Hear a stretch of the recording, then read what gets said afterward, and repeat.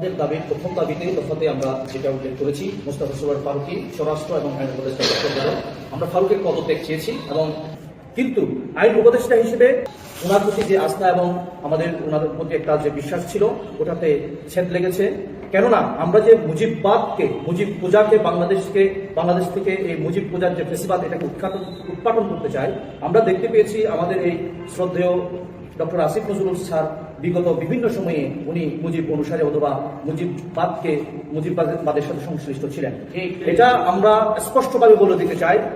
কিন্তু কার ইশারায় রাতের আধারে থানা থেকে তাকে জেল হাজতে প্রেরণ করা হয়েছে। সুতরাং ডক্টর আসিফ নজরুল স্যার সহ আমরা আরেকজন শ্রদ্ধেয় উপদেষ্টা স্বরাষ্ট্র উপদেষ্টা হিসেবে যিনি দায়িত্ব পালন করছেন তারও দপ্তর বদল চেয়েছি। আমরা ওনাদেরকে সম্মান করি, সম্মানের সহিত ওনারা এমন কাউকে ওখানে বসান যারা আসলেই তাদের স্পৃহা নিয়ে 24-এর স্পিরিটকে ধারণ করে স্বরাষ্ট্র দপ্তরকে পরিচালনা করবেন। আমরা এখনো পর্যন্ত দেখতে পাচ্ছি সন্ত্রাসী ডক্টর আসিফ নজরুল স্যার আমাদের সম্মানের জায়গায় আছেন এবং থাকবেন।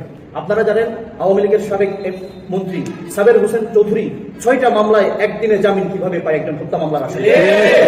এটা নিয়ে খুব বড় একটা প্রশ্নের জায়গা তৈরি হয়েছে, এটার উনি সদুত্তর এখনো দিতে পারেননি।